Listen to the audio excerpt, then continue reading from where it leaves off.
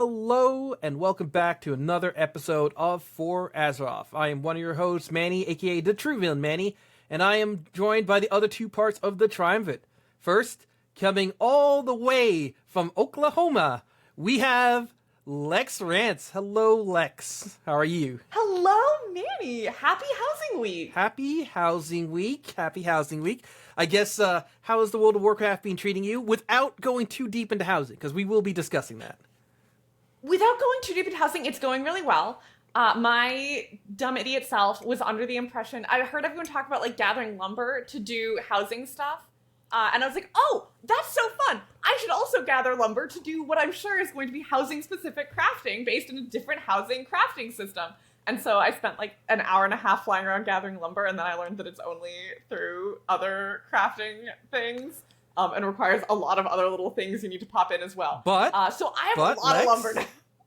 You can supply the lumber if you put on work orders. So if you want to get stuff from either Dragonflight or from the War Within, supplying the lumber in that work order, right? You've got half the job done already. So yeah, it's not worthless. That's a fair point. I was flying around Kalimdor, so I now have a lot of wood that's not going to be relevant for probably ever. Got it. Okay. And then also joining us, of course, is the one and only Cartridge Bro. Oh, actually, I guess there are two Cartridge Bros by default, so that's not the one and only. But hello, Sean. Well, I'm Cartridge Bros, and he's Cartridge Bros P2. P2, the sequel. Yeah. Okay. Yeah. So there is two. You are right. I am the one and only Cartridge Bros. Hello, I have Manny. a guess as to who's the younger brother. It's him. It's definitely him. How are you? World of Warcraft has been treating me good. We had a patch yesterday that the maintenance went long, and the maintenance was going, and Blizzard put out an announcement saying, hey, this maintenance is going to go long, but they head faked us, and then immediately brought it up right afterwards on time. And I got to be honest, with the size of the patch that came out yesterday and everything that was in it, turbulent timeways, lore walking, the pre-patch quest line. You can just read the show notes if you want it. No, I'm okay. All this stuff, I like to remember it. All that stuff came out, and it was a relatively seamless launch. Like, there was, other than some issues with housing early on as people were spinning up neighborhoods, there was like no major issues. So 10 out of 10, kudos to the Blizzard team for a very successful 11.2.7 launch. Probably the cleanest, especially considered the size, that I've seen in a very long time. Super impressed. I feel like Ghost of Koresh was a fairly smooth launch. Or did they have to delay that a bunch of times? Yeah, that got delayed like 6 times. Yeah, and when it came out, though, it was okay. But they did delay it a bunch of times. No, when it came out, wasn't it super laggy and nobody could do anything? I'm pretty sure Ghost of Koresh came out and you couldn't. Oh, you know what move. it was? It was like the Dornagal lag fest. But if you're outside of Dornagal, it was in Tazavesh. People were like killing mobs, and it wasn't registering the mobs were dead for like 15, 20 seconds later. Wow. Okay. It was. You don't remember that? Tazavesh was unplayable. Right. When Ghost of Koresh went live. I must not have been on servers server right away. Maybe It I'm on a was blessed teaching you to server. slow down and enjoy life, do a little meditation, you kill a mob, you do, some breathing exercises, then you get your loot. Yep. You think about it. Or you would tag and fight a mob, and turns out it wasn't actually there anymore. Somebody else had already killed it. It was wild. Oh, I remember that. I remember like that, like where you go to the destroyed dome and you have to like kill off the slugs, and it was so bad because of this super low spawning, and the fact that by the time you realize that somebody had already killed it, it was like 15 minutes ago. I do remember this. Yes. Okay. Yeah. All right. So good that this one is much better than that. So I'm glad for that. I jumped on late because I got home late last night. Played the story. Really enjoyed the prologue, and we'll be talking more about that stuff in a moment. But yeah, let's talk about our first house impressions, because with 11.2.7, as Lex has been talking about, housing has arrived. You can now get your own little homestead in WoW. First quick question. I'll throw this to you Sean, then to you, Lex. Alliance or Horde for neighborhood? Do you do Foundation Point, or do you do the Razor Wind, whatever the hell the Horde one is? we're guild. My guild neighborhood is Founders Point. We're an alliance guild, so Founders Point, we're locked in. There you go. All right. Lex, you and Timbermore Tavern? Also Alliance, and aesthetically, we like immediately once this was all announced, all of the officers came together. We're like, we're doing Alliance, right? So aesthetically, it's matching as well. Okay. I am the one Horty. Wasn't my pick. It was the guild, of course. Again, a guild neighborhood. But I am actually surprised how beautiful the Horde neighborhood is. I did not expect sticks and mud huts to come together that well, but here we are. And so I'm loving the waterfalls. I'm loving the like combination of things. Nothing like, I mean, obviously everybody is still stuck on your basic house. So you're either human if you're in the Alliance, or you're orc if you're on the Horde. And I am quite looking forward to additional options. But how did you guys fare in general? Did you like try it out, enjoy it? Did you bounce off it quickly? Let's start with you, Lex, because housing seems more your speed. Yeah, so I went in, I built my little house. I learned a very important lesson from Alpha, and I did not get too excited. So I have a cute little 1-bedroom. It has a little bathroom off to the side. It has a big kitchen. It has a huge kitchen. And I went and I decorated all that, and I was feeling really good and excited. And then I went and I looked at the freaking masterpieces that my guildies are doing, and I'm a casual in this group, and I'm also a casual in house decorating. I love my little house though. It's so perfect. It has its little like dining room table. It has a big kitchen. Have I mentioned that? The big kitchen. I really love the kitchen. I'm doing wish fulfillment here. Everyone else's wish fulfillment was like a hall that, you know, for celebrating your successes, and these beautiful libraries and flowing magical. And I'm like, I want a really big kitchen. So, you know, I'm having a great time with that. Oh my goodness. I gotta come visit your house. Like, I get it. You want to hang your like heads of defeated enemies and like all the celebration stuff and that, but like, girl, a good kitchen fully stocked. Speaking my language. I have so much counter space, man. Oh, all right, after this show, I'm gonna come visit. But we also have Sean. Sean, how did you fare in terms of your kitchen core or whatever you decided on? Yeah, so I didn't buy I logged in on Patchment Live. I logged in. I did the prologue quest first. Or is it an epilogue or is it a prologue? Is it the epilogue to War Within or the prologue to Midnight? They, on the official site, consider it a prologue, so we'll call it prologue. I think just because it is a bridge, you could consider it either one. Yeah, so I did the prologue quest, and then I did the lore walking, and then I went into our guild neighborhood where my entire guild had been spending the last 3 hours going crazy, and I went to my plot that I was assigned, and I bought my house, and then I logged off. And then I logged in today, and I said, I'm just going to go and fly. Sorry, I did the tutorial. I'm just going to. So right now I have a house with 4 windows inside because you have to place 4 items to finish the tutorial. So then I went today, and I was like, I'm just going to go and fly around to all of the vendors and buy all of the things that I have so that I know what I have access to, and then I'll decide from there what I want to get more of, what things I want to double up on for my designs. That took 4 hours to hit a lot of the vendors. It turns out I can't buy a lot of the stuff from the vendors because I didn't play Cataclysm. And a lot of the world vendors in Eastern Kingdoms of Kalimdor have requirements that you had to have done quests that were revamped in Cataclysm, which I haven't done. So I was really only able to get them from like major hub cities, Stormwind, etc., and from expansions that were from Legion and forward. I got from those. But even some of those were locked behind achievements that I just don't have. So like a lot of achievements that I don't have that I'll never get. So it's just pieces of housing I'll never have. And once I had all that stuff bought, I logged off again. So I still just have a house with 4 windows inside and 0 other decorations added. Okay. And it's great. Well, Sean, it may surprise you to know that your house is more decorated than mine. Oh, you took your 4 windows down? I didn't go with 4 windows because it started with 2 windows, and then I'm like, well, I'm just gonna place a box into this corner and that I got. You got to pick out those 2 boxes for the thing. I'm like, I'll just throw those back down. Perfect, we're through.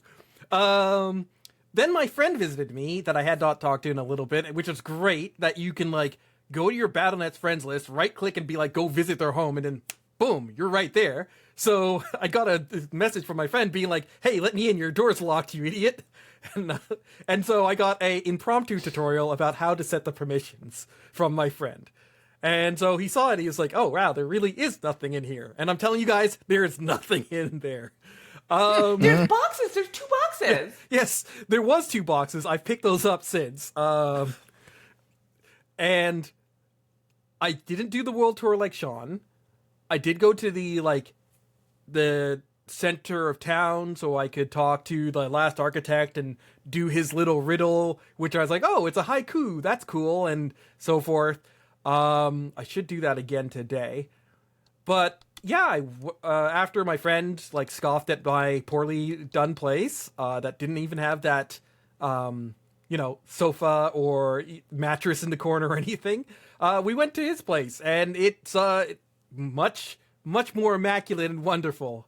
And then I toured around the neighborhood, and going around the neighborhood and seeing guildies like just so happen to be going by, I think is a hidden gem of this entire thing. It really makes my guild feel like more of a community, to actually see them doing their thing and seeing their house evolve and coming back and being like, oh, they've added this or they found this. It's kind of akin to what you've been saying, Sean, seeing other people do their like little time-lapse videos, except it's just like a little check-in and be like, oh, cool, they've added this. I like that a lot.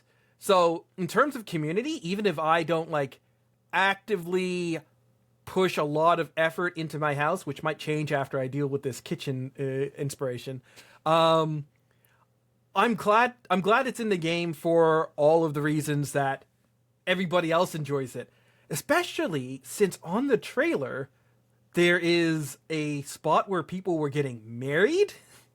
They've got an entire fireworks little sabbatical thing where you could do all sorts of celebration. That's wild to me. I mean, I guess they did that in Final Fantasy before weddings. Yeah, this is not. Wowhead came out with it, and people on Twitter I saw immediately proclaimed that this was a tease of weddings coming to Warcraft. It is 100% not that. It is them showing you RP things you can do in the neighborhood and the beautiful spots. So if you're listening to this, I am telling you 100% guaranteed we are not getting in-game weddings. That is not happening. It is just them showing you fun things you can do in the neighborhood, because the neighborhood has a lot of beautiful spots that aren't housing plots. And that's what that was. But yeah, there was a whole Wowhead article that spawned off of that. Oh, is Warcraft teasing weddings? They're not. Well, and because one of the things they said was there was a commenter who was like, wait, is this you secretly announcing weddings? And World of Warcraft commented, well, it's not a secret if you say it in the comments. And my first thought was like, their marketing team wouldn't let them say that if they were actually planning on doing weddings. Yeah.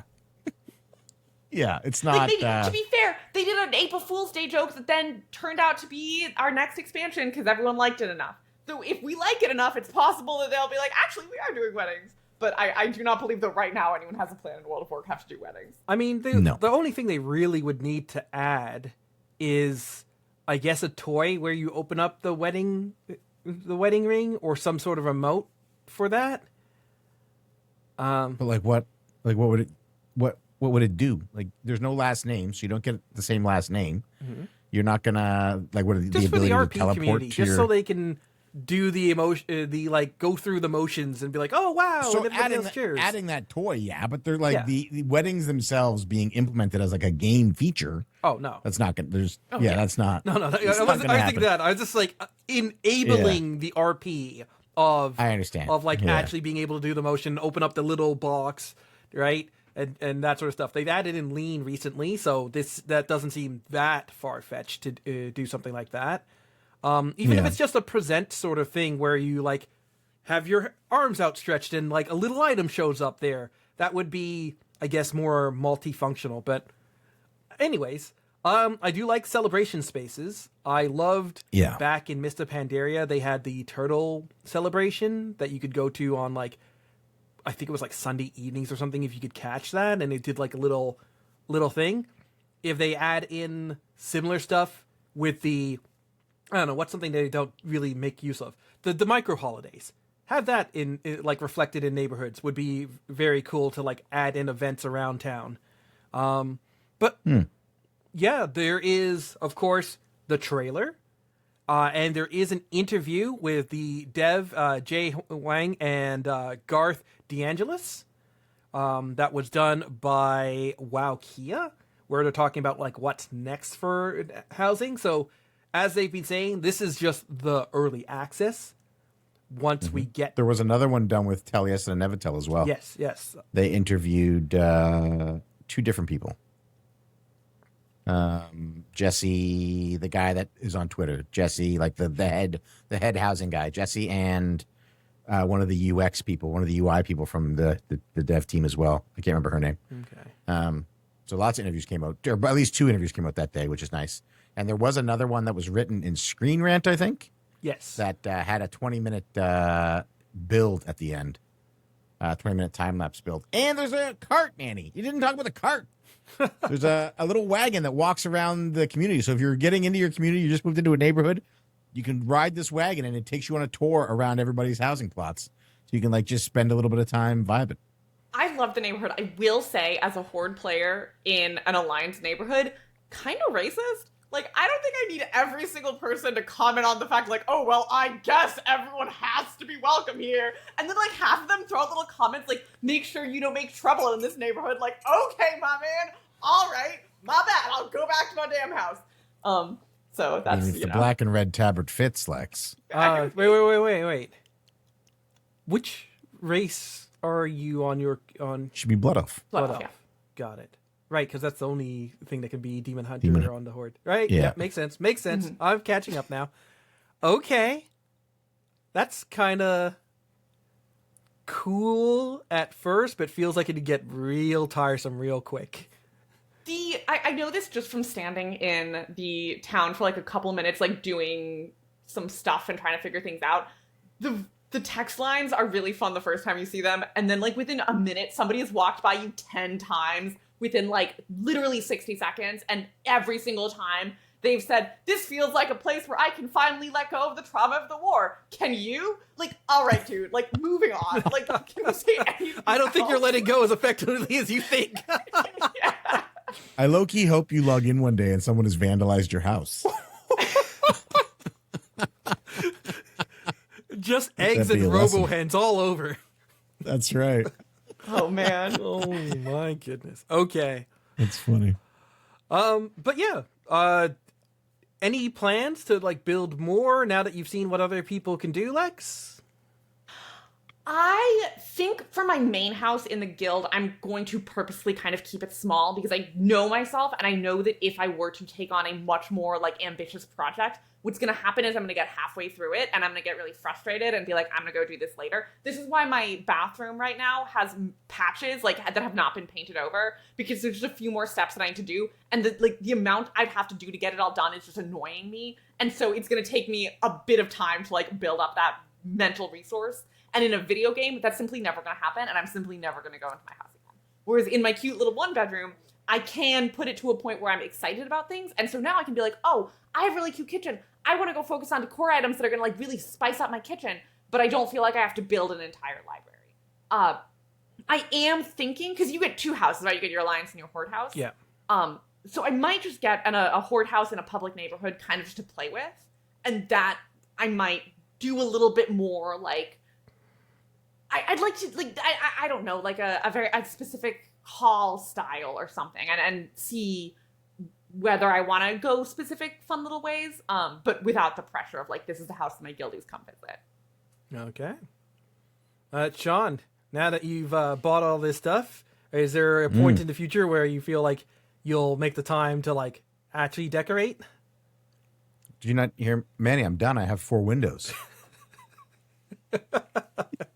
All right, I gotta get on your level first. Then maybe I could ask such stupid questions. I got a good window guy. Listen, do you need help? I got a good window guy.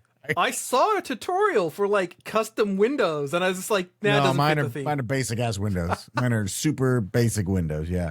And the blue ones, the blue windows, if you flip them around, you can actually see through them. So that instead of being the blue light glowing, you can see through them. But the really fun part is if you flip them around on the wall inside your house and you haven't built like a fake wall with something behind it, you just see the wall. Oh, You just see the wall through them.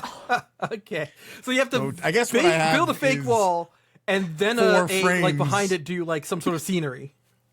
Yeah, you have to build like the scenery behind it, which is gorgeous, but it looks like you're looking through a window, like you're building like a diorama That or is a so window cool. box. I love you that. kidding What me? I have built is 4 picture frames with no pictures in them. And you just see the wall in the background. It's a beautiful house. It's simple. It's simple. What's that song where it's like, my house is a very, very, very nice house? Yeah, that's right. Yeah. My very pop girl self fully thought you were about to be singing House Tour by Sabrina Carpenter. I don't even we're not. know the song. I don't want Sabrina Carpenter to ratio us, so we're not going to be using any of her music. Yes, okay, but this is a World of Warcraft show, so we'll start talking Topical. about some other things, including 11.2.7, the rest of the patch. Because, yes, we've been talking a lot about housing, and there's, of course, a lot of discussion about that. I wish I had a second me that could, like, spend time doing housing, but then that second me could also spend time making gold or, like, working, and then I can just raid and do Mythic Plus all day. We need a third me that could do housing, is what I'm saying. But What makes you think that third you is going to be any more likely to want to do the things that current you doesn't want to do? That was something I always worried. People were like, I want a clone. Like, well, what makes me think my clone is going to want to go to my job that sucks any more than I want to go to my job that sucks? Sean, this is literally a Calvin and Hobbes strip, like a Calvin and Hobbes storyline. Is it? Yeah, Calvin makes a ton of clones of himself. I'm not going to remember the details, but he makes a ton of clones of himself, and I think they, like, rebel because none of them want to do anything. I love it. I think clones of me would be organized enough to like take shifts, sort of thing, right? Maybe. Right? Manny, I do believe this about Manny. I think that if Manny made clones of himself, he would like absolutely just like hammer out the different World of Warcraft things. If I made clones of myself, my house would be unlivable because it would be multiple people just singing nonsense songs to my dog at the same time. Yeah. Yeah, my clones, my tea budget would just go way up. Sean, you'd think that you were the British person in this show. No, I'm the old one, Lex. I'm the old one. Yeah. Oh, Manny I also drink drinking tea tea. too, just so we all know. Oh, that's I have Dungeons and Dragons themed tea. I'm sorry, we're supposed to talk about World that's a of Warcraft. thermos For of our tea. audio listeners only, Lex is currently chugging a glass of vodka. Okay. Anyways, yes, we were talking about 11.2.7. And the prologue includes, of course, as Sean was saying at the top of the show, the prologue campaign, which involves heavily the Windrunner family, all current surviving members of it. And I really did enjoy that storyline. I felt that it really makes me realize that World of Warcraft can do some engaging storytelling, and then they forget about it for months at a time. Yeah, more please, more. Anyways, I did not do the new lore walking, which is the elf story, mostly because it's a lot of things that I have already done. So I've done the heritage armor for the blood elves, and it covers that. I've done the near tainting of the Sunwell from Ilaria, and it covers that. So I'm not like, a lot of it's retreading for me, and so I wasn't rushing right to it. But Sean, did you enjoy that? Yeah, I have also done all of those quests before, but it was really nice to go back. Doing the quests is a repeat, which isn't. I have a thing for elves, so I don't mind redoing the quests. But the nice part is the bits in between where Lore Walker Cho explains parts of the story, and just listening to, I think it's Jim Cummings is his name. Just listening to his voice is so nice, and he like breaks down sort of the story of the Blood Elves and talks about Arthas attacking the Sunwell. So even though we're redoing quests that we have done before, I really enjoyed the entire package of the lore walking, because there's little extra bits to read where you can like ask him, hey, tell me about Kale Fast. And he's like, Kale was a punk bitch. That's not what he said. I love Kael'thas. I'm sorry. I don't know why. I was trying to be snarky and it didn't land. I love Kael'thas. But anyway, you can ask him for like extra stuff and you get these little written pieces and then he talks about stuff in between. So I thought the lore walking was really nice. I've really enjoyed all of the lore walking that they've given us so far. And I think it's an excellent delivery method for past story that players might have missed. And the prologue also was 10 out of 10. I actually mentioned it today earlier when I was talking to some folks that I've been kind of lukewarm on the story of the War Within ever since we left 11.0. Like 11.0, 11.5, I thought were both great, very well written. 11.1 and 11.2, I was very nonplussed with, and could have done without entirely Undermine, to be honest with you, and did not enjoy. I enjoyed Koresh less than Undermine, if you can believe it. But and I didn't like the story in either. But I feel like the prologue really brought me back in. Maybe it's because it involved Windrunners. I mean, Larry was like the Windrunners all the way through 11.2, so. Yeah, but she was getting back with her stupid husband at some point. I didn't want to play that after that happened. After they like made up and they shouldn't have. No. Oh, well, you're wrong. Terrellian is a gem. We can have that conversation some other time. No. Well, we could turn this episode her side piece. Into Sorry, not Terrellian. Her side piece husband. What? Well, you're not talking about the fight between her and her mentor, mentee breakup? No, I hate Terrellian. I hate Terrellian. And I hate Malfurion. I hate most of the husbands in World of Warcraft. Wow, okay. That's spicy, and we'll do a separate episode about that. Oh my god, Terrellian is the hero we need in Midnight. He has done... No, we're not doing this. Sean had an entire stream about this, but we're not doing it here. Just want to say, I'll give you the TLDR. In every situation... Terrellian has always made the decision to protect the people that he loves, and he has never once shown that he has the propensity for villainy that a lot of people think that he does. No, don't respond. Do not respond. We're moving on. Okay. I know what we're doing this weekend. We are. we may be doing a bonus episode, preempting the bonus episode we were already going to do, but. Once you get through all the story elements, which includes the lore walking, there's still more to do because there's a story that's involved with the Pandaren heritage armor. I haven't done that yet. I did see a bit of it on the when it was being spoiled on testing. So grown-up Lily, like, oh yeah, I guess Anduin isn't the only one that gets affected by time, and. So I'm looking forward to jumping on and doing that. I've got a Pandaren that's still back in Dragonflight that I'm 100% going to jump in and do that. But I don't like the outfit. I think it looks dumb. Oh. Sean? I'm okay with it. I actually don't. Most of the heritage armors I think are like okay. Yeah. There's very few that I wear. Every Tauren one, I'm like, yep, that's good. That's ugly. Are you serious? Yep. I don't think Taurens. Okay, you like Taurens and you like their heritage armor, so I will say, okay, I'm glad that you enjoy those. Okay, but you're not an enjoyer of that. I don't like anything on Taurens. I think every single transmog ever designed looks horrible on a Tauren. Okay. Except for the Tauren transmogs, those look sick. No, those are awful. Taurens should just the Tauren heritage armor where is they belong. So good. I love it. The Stormwind heritage armor I think is pretty iconic. Yeah, the Stormwind stuff is great. I like the Stormwind stuff. The Forsaken one is pretty good.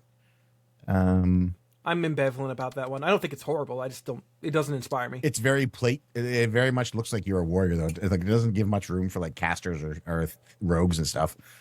The Mag'har orc might be the best set. I really like, and it comes with the different clan culture, or not clans. What are they? Yeah, they're clans, different clans of the clans. orcs. Yeah. Yeah.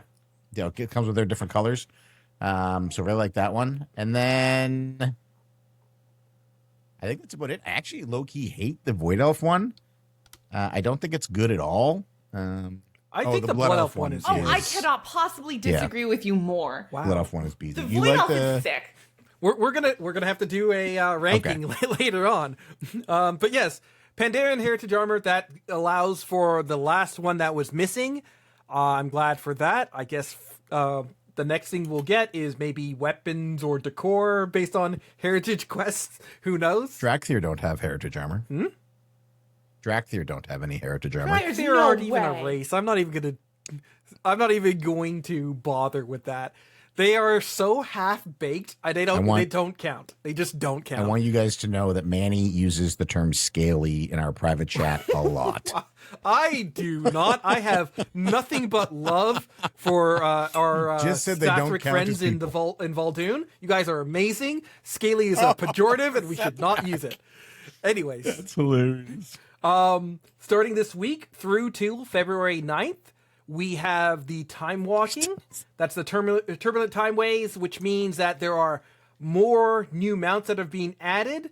And in fact, I think there are so many that there's no way, unless you've got banked coins, that you're going to be able to afford them all. I think that there's like 4 different ones, one for each covenant, that are in a new thing, and they all cost like the same 5k as regular mounts. So you're either going to be working on this for a while, or you've got it stocked up beforehand. But yeah, through till February 9th, all the way through the holidays.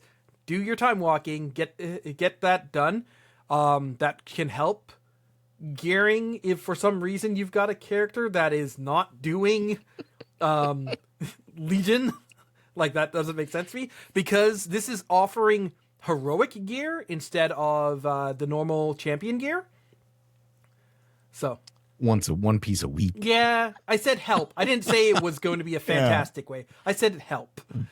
Okay, that's true. That's true. There is, if you're not a Mountie and you care about transmog, there is a bunch of new transmog as well. But specifically, I'd like to shout out there are 4 hammer transmogs.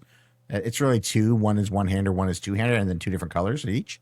And you should go buy those right away. It will cost you, I think it was 8,000 total tokens is what it cost. 1,500. Yeah, it was 8,000 total tokens to buy all 4. If you're a paladin, they're must purchase. They look really, really nice. You literally can't be a paladin without them. They're going to kick you out. You actually have to. Yeah, if you don't, Blizzard put a sign out that if you're a paladin and you haven't bought them by the end of this reset, they actually are going to delete that character. Wow. And make you roll a Drakthir and not even be a person. Right after I spent how much real money on the Ashbringer, now I got to replace it with this transmog. All right, so be it. A delayed release is next week. We are getting the Brawlers Guild. Brawlers Guild is coming back. They've done a number of changes to this. They've remixed the order. They've added in a few new fights. They've changed up how some of the old fights work. And they've added challenger cards.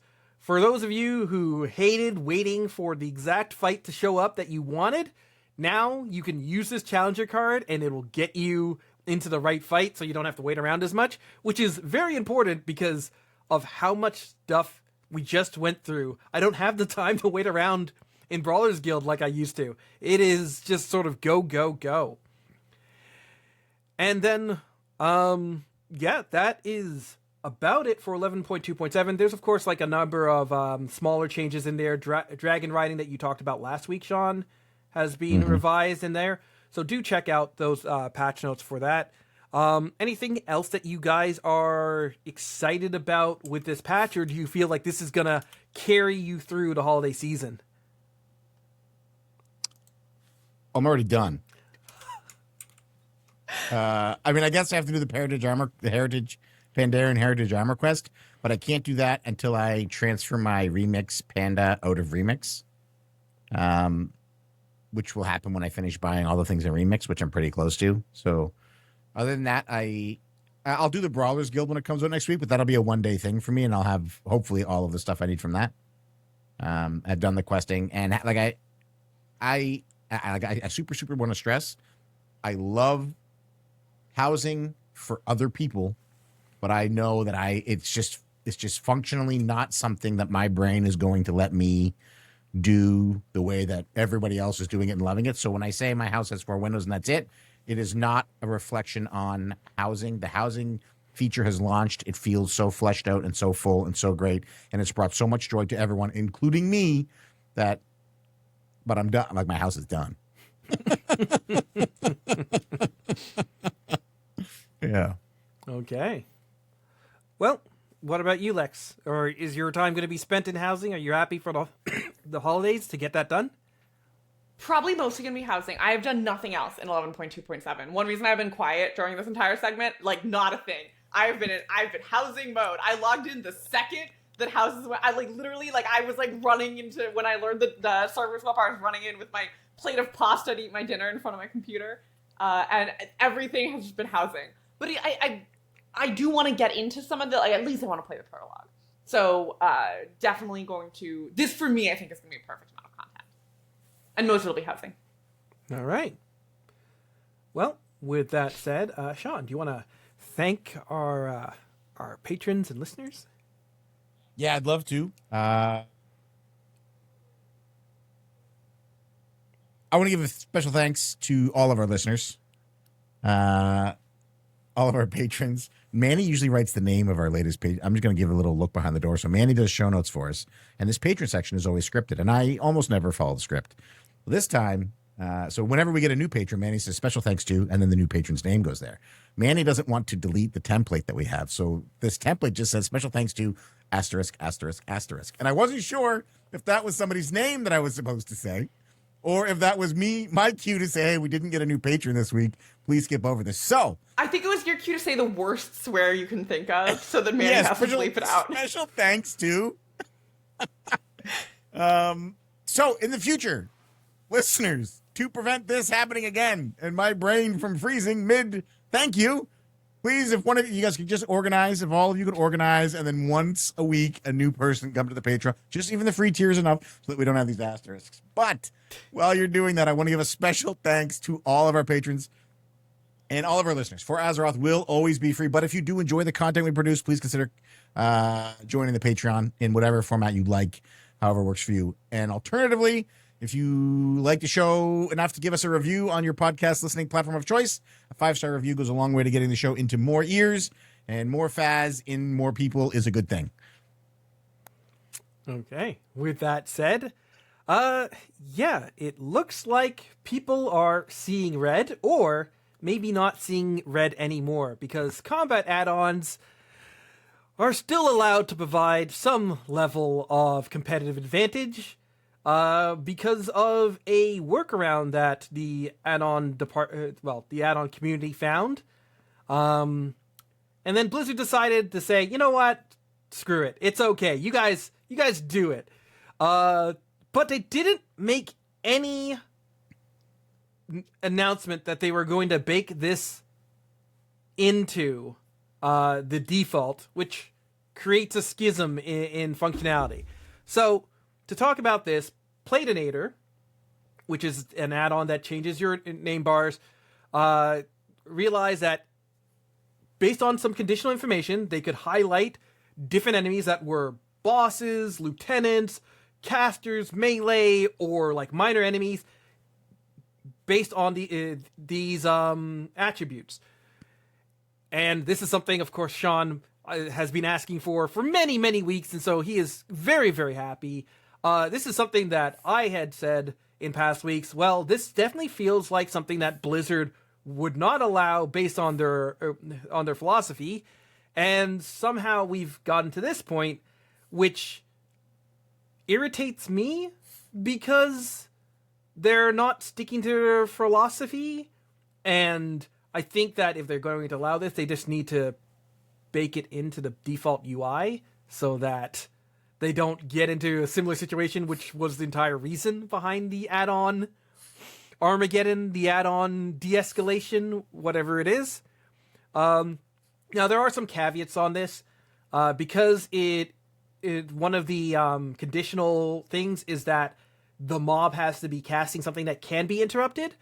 Casters won't be, by default, marked as a different color until they start their first cast that can be interrupted, and then Platinator catches and says, oh, that's a caster. I think that is both a pro and a con. It is a con because you don't know what you're pulling as you're pulling it, but it is a pro in that suddenly a name bar will change color, which is a highlight, and you'd be like, oh, that's what I've got to interrupt. So very weird set of things. I think that because if this can stay as a one-off, I don't think that the floor and this new ceiling has such a gap that people who are using the default are behind by 1,000 miles. You are behind, flat out. If you're using the default UI in Midnight, you will now be behind because of this, based on this situation, which is something I don't like. But I don't think the gap is so high. And I actually ran a key today where I did not have my plater working. And I was able to interact with the current dungeons, but I think that's only because I had, like, absolute juicers running with me that were covering it. And I don't like that situation. So I think that if they bring it up, the base UI up to this new standard, we are once again heading in the right direction. And I think that that's generally a good thing. The other part to this is that we've seen a number of adjustments to the UI where Blizzard is massaging their relaxing what they're allowing or not. And yeah, in general, I think things are heading in the right way. Lex, you're a Mythic Plus neophyte, basically. I believe that you're not somebody who has ever used add-ons that would, like, mark different things. So, do you think that if you walked into a Mythic Plus today and your bar suddenly started being marked as different colors, would you be able to, without any other prompting or research, be able to figure it out? Or do you feel that there would be an additional learning curve for you? Not out of the box. I think just immediately and I'm actually also trying to put myself in the mindset of, like, just a brand new player, right? Like, somebody who is not engaging in these conversations, who's not thinking about add-ons at a, like, complicated level. And I think I would probably be pretty confused, but I feel like it's something that, yeah, there'd be a learning curve, but I would figure it out. And I don't think, I guess unless the colors were, like, really jarring, I think worst case I'd just ignore it, right? Like, I don't think that it's something that is gonna super throw me off. And I guess also putting myself in the mindset of, like, a new player who's never really done this before. If I were to walk in and their color, I'm like, oh, that's a thing the game does, right? So I personally, as a Mythic Plus neophyte, first of all, I'm gonna be the little Blizzard simp for this one. I feel my read of this, and of course I'm not in the UI dev Discord, I'm not convinced that this was Blizzard allowing them, like, to do this, as in Blizzard being like, oh yeah, for sure, that's totally fine, we're super glad you figured that out. So much as Blizzard being like, Jesus, okay, fine, yeah, okay, you're gonna color code them based on what the name and okay, sure, whatever. I have to make housing and 10 things are breaking and everyone's yelling at me about the UI and you're figuring out some stupid way to look at the levels, fine, okay, it's yours. So I'm unconvinced that Blizzard is happy about this, and it's just the number of things that have to turn off to make it so that people can't do workarounds like this would make us yell at them again. And B, I'm also not convinced they're not gonna kind of take the L and do it themselves. This came out a day ago, I think. So, to be fair, and it was a busy day. It was a day that they were dropping one of the biggest patches they have ever dropped with an entirely new system. So, I personally am not going to make... I think that this can be...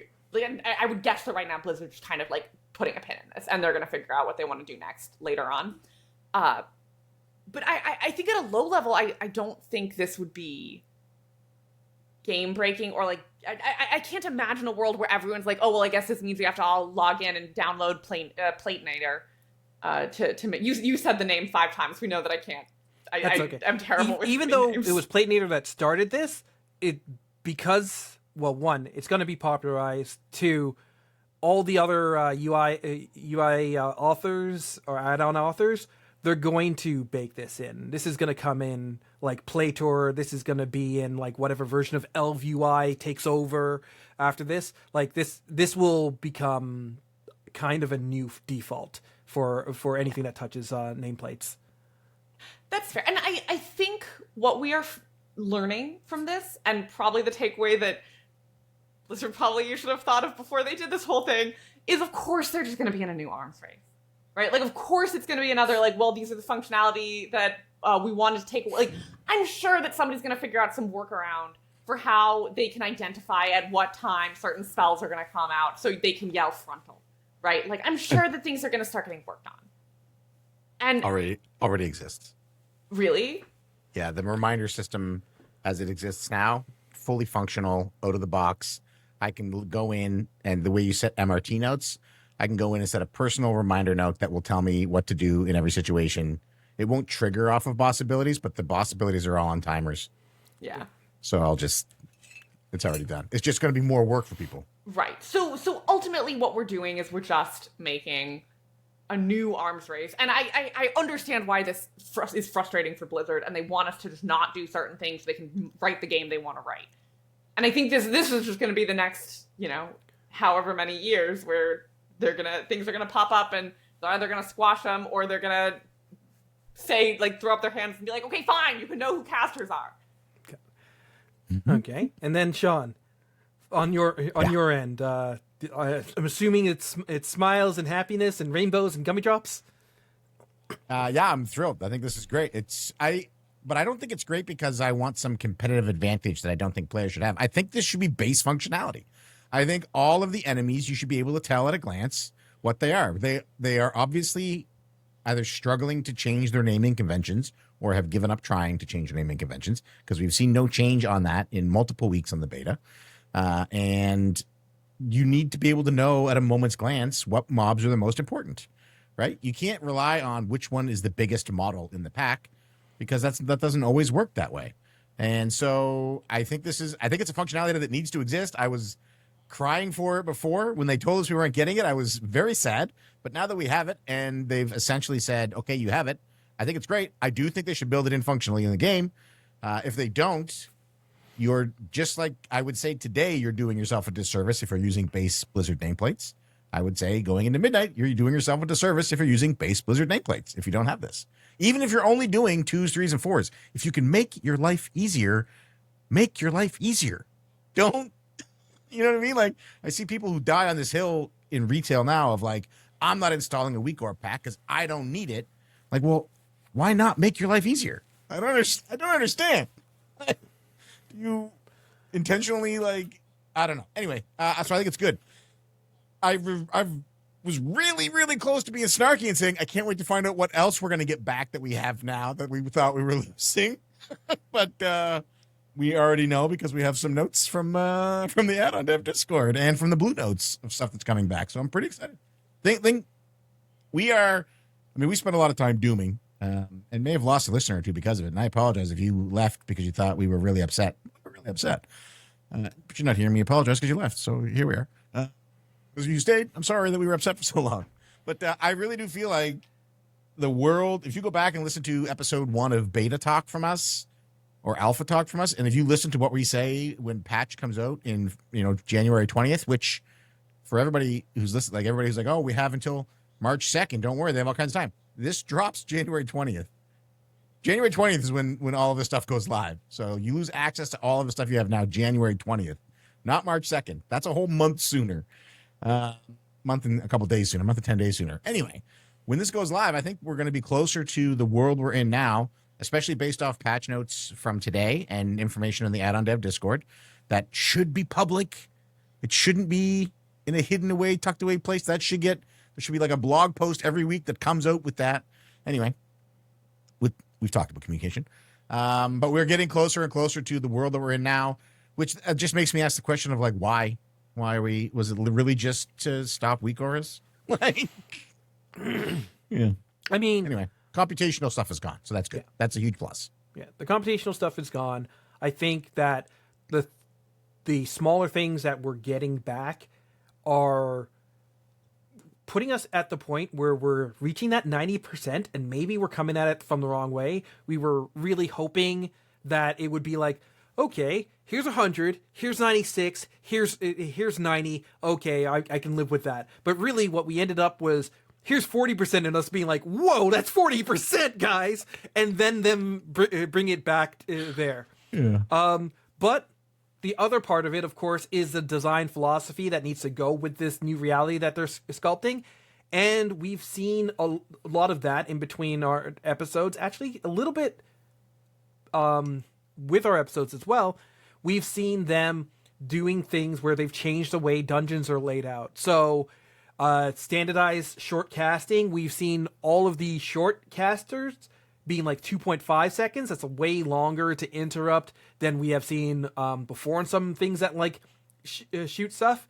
With some important casts being at 4 seconds or longer for you to interrupt. So if you see a long cast and they're like really concentrating on getting that spell off, you know that that's something you need to interrupt.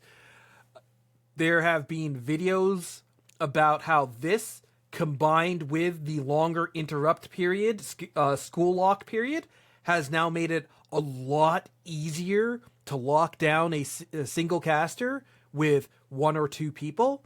They've combined that with the fact that there are less casters in the packs, which is something that I had not seen when I was doing the original testing, especially in like Pit of Saran and such.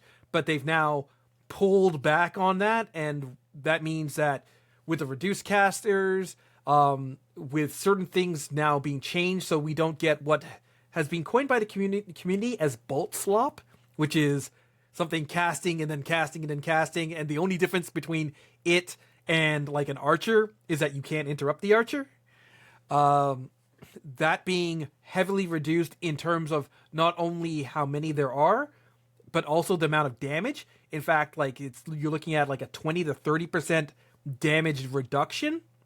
You combine that again with the fact that casters are less likely to prefer the same target, which means the damage is getting spread out, meaning that you're not looking at suddenly going from like 100 to everything targeting you, and oh my goodness, you better have like a defensive or 5 interrupts, or that particular guy is dead. That guy over there, he's screwed. All of this means that like individual casters are less deadly by default damage, less frequent in terms of casting, right? Less common in terms of how often they are showing up in dungeons. And I think that this is going to influence the way that people are pulling, where you can pull some large packs, but what you might be conscious of is how many casters are in each of those packs. So instead of pulling, let's say, 5 packs, each with 2 casters, you say, why don't we go this way and pull 5 packs, but only 2 of them have casters. And then with only 4 casters, hey, we don't have a healer that can interrupt because we don't have a shaman, because special shaman, we can actually deal with this. Or if some of these casts get through, it's not going to one-shot people. And we have the stops to bridge gaps in that way.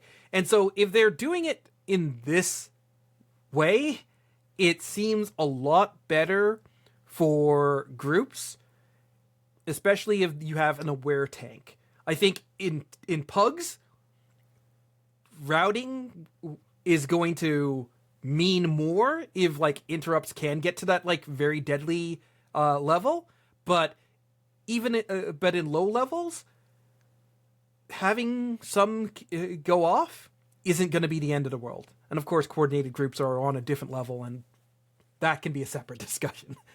Sean, what do you think of all of this?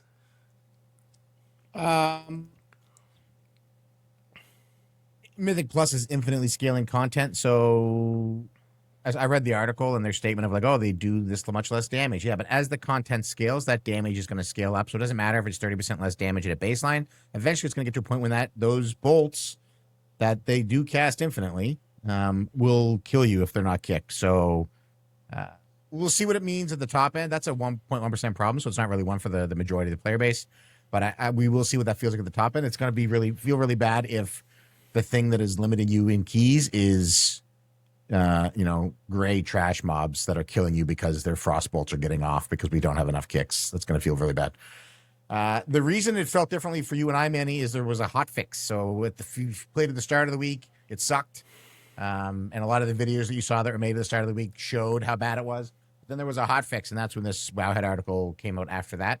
So that's why they saw less of it.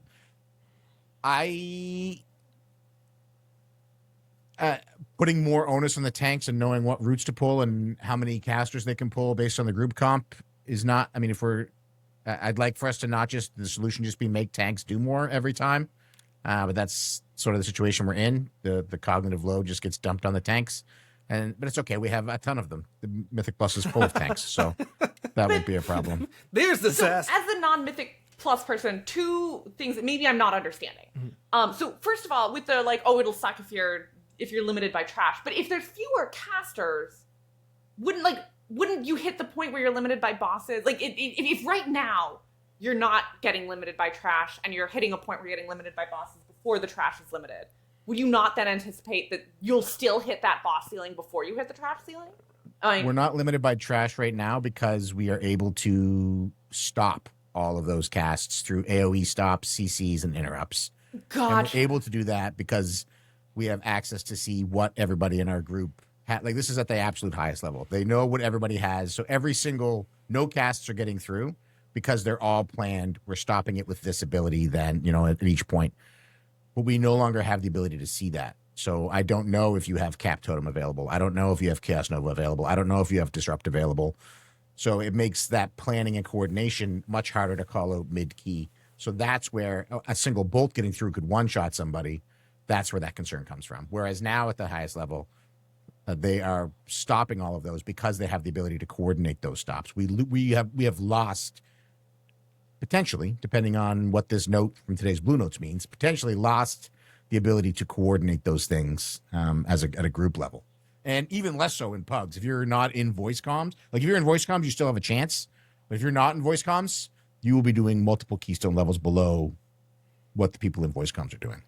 Gotcha. Okay, that actually also answered my other question, because I think that what I was not understanding was that switch to losing stops. All right, I gotcha. And the routing, and it's sorry, just one more thing. It is less casters per pack, they said, and they target people less. But it's instead of 2 casters in a pack, it's 1. But you're never pulling 1 pack in Mythic Plus. You're pulling 3 or 4 packs usually at a time, and you can hopefully route around that. But in some dungeons, you can't.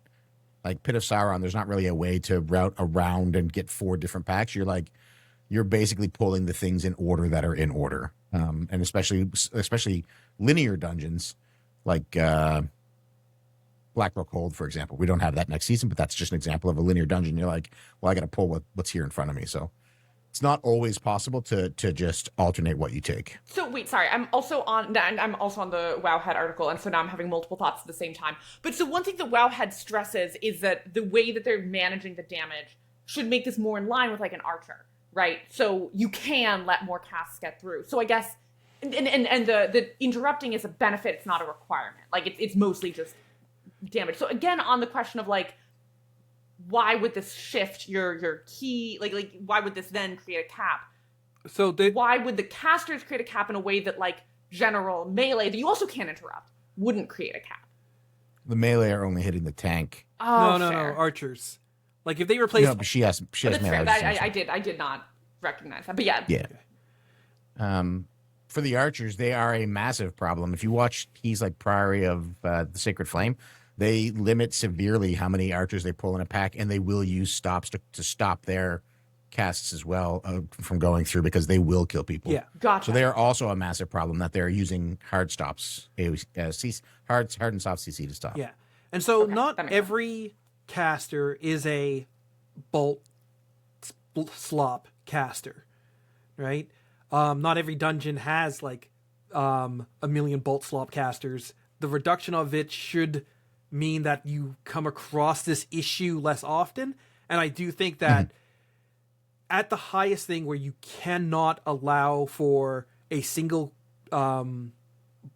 cast to get through, which should be a limiter before archers, because you can't, there's less options to limit archers than there are things.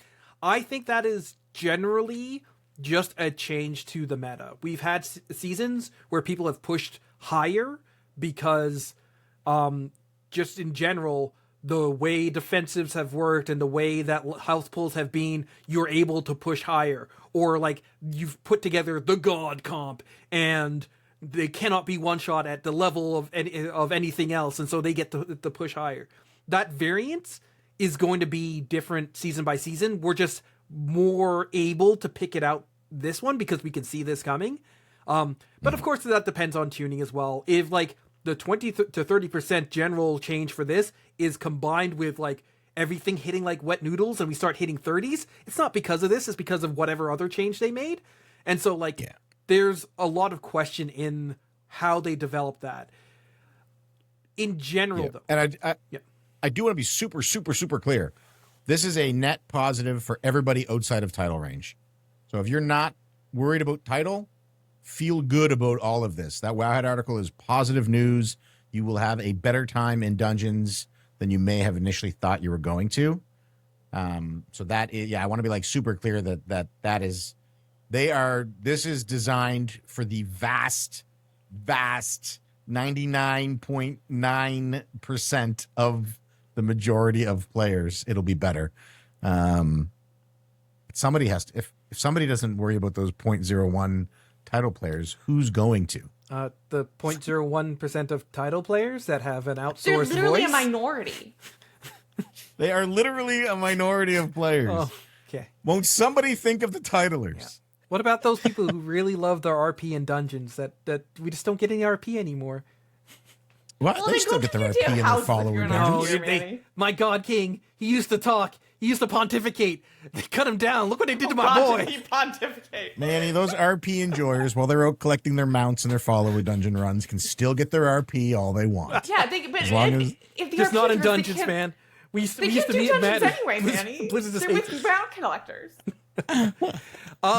But that's also combined with a number of patch notes that we got today. So much to go in.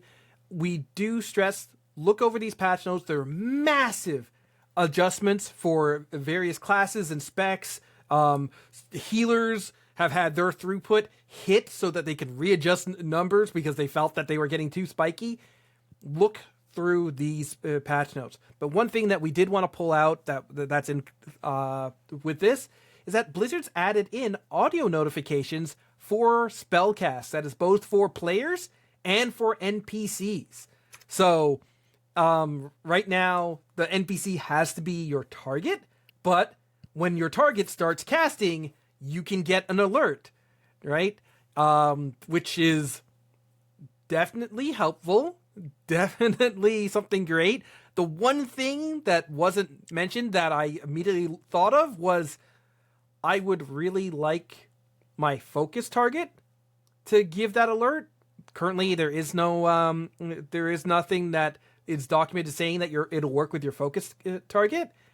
But if they could allow for that, then organized groups could easily be like, okay, this is what our pull is going to be.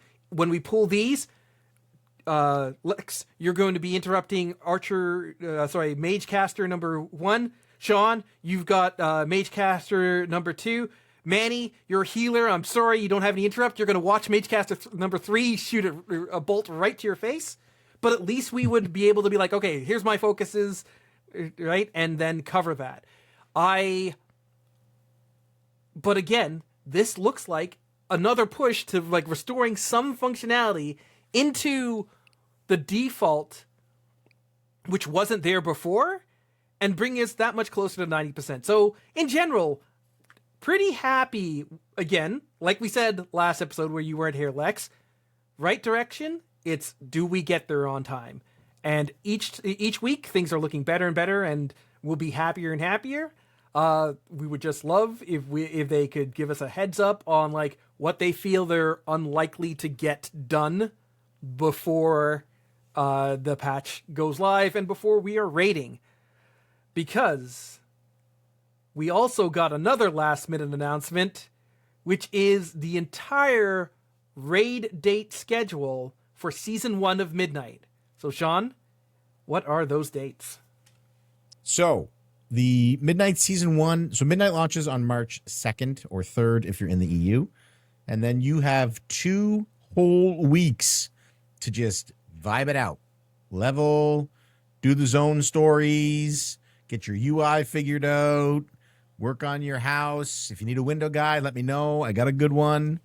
And then March 17th, the week of March 17th, we are going to get the Void Spire and Dream Rift raids. We'll get Raid Finder Wing 1 for Void Spire, and Dream Rift is only one boss, so it's just all of Raid Finder. And we're also going to get normal and heroic difficulties. This will also be PvP Season 1 start, and we'll get Bountiful Delves then, and we'll get heroic and mythic difficulties for Season 1 dungeons. That's not Mythic Plus, that's Mythic 0. So we're getting Heroic Week back, which we knew. This isn't a surprise. Ian has said in multiple interviews that at the start of an expansion, they want to give us Heroic Week. So we have Heroic Week back. That's what this is. So, and all of you who hate watching splits for the Race to World First, congrats. You don't have to. We have a Heroic Week. Then the week of March 24th, the next week, we're getting the Void Spire Raid Story Mode. We're also going to get Raid Finder Wing 2 and the Mythic difficulties. I believe Raid Finder Wing 2 will probably be the rest of the bosses because it's only a 6-boss raid. It'll probably be 1 to 3 in the first week. And then, oh no, it's not. It's 2 bosses per wing, it looks like, because I just read ahead. So this will be bosses 3 and 4. But then we're getting Mythic difficulties on Void Spire and Dream Rift. And this is when Mythic Plus Season 1 opens. So March 24th, Mythic for both of the raids that are available, and Mythic Plus opens up. This is like the real start for a lot of the PvE players. And then a week later, March 31st, this is when we get Void Spire Raid Finder Wing 3. So this will be the last 2 bosses in Void Spire, or maybe just the last boss. I'm not sure how they're going to break that up. We don't have that information. And then we're also getting normal, heroic, and mythic March on Quell de Nas on that week. And then April 7th, the week after, we're going to get March on Quell de Nas Story Mode and Raid Finder, which will be both bosses. It's 2-boss fight.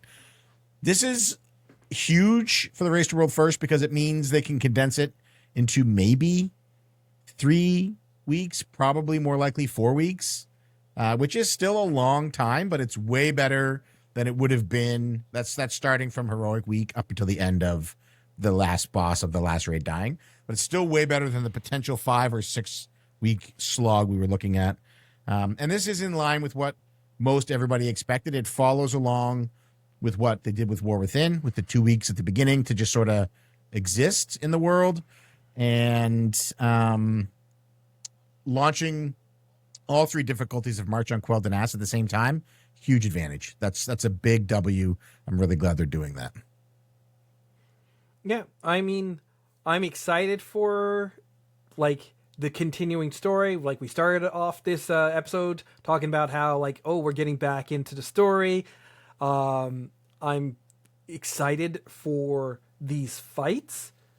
I missed the second day of normal, rather heroic testing, which is the fights that people were saying were closer to bangers than the first day of testing.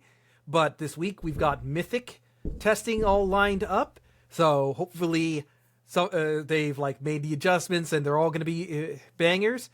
And yeah, just excited to get into Midnight, get into Mythic Plus, and warts can be ironed out eventually, hopefully sooner than later, but new season always gets the energy going. Yeah, I mean, rating is my thing, as you guys know, and I'm excited for this. I am admittedly also excited to try rating without weak auras and DVM and anything. I have mentioned a couple times, I think, that I'm actually in the like group that is gonna have a lot more fun now that like there's no pressure to do DVM and go with it.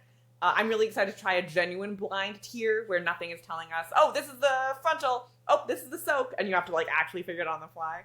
So I think I'm really excited. I think it's gonna be really fun. And I love having a couple weeks that I can just hang out and just, play my little game slowly, do my houses, and then still be under geared for raid. So guys, we are now closing the Midnight Epic Edition contest. The winners have been contacted, and we would like to say congratulations to Panda Chow, to Nick Beresford, and to Random FF14. who all won an Epic Edition for Azeroth. So congratulations to you all. We really do love doing these contests. It's a lot of fun to get people, excited. And every time I message, it's just like a lot of joy. So we really appreciate that. And we'll look to do it again in the future. But until next time, may all your hits be crits.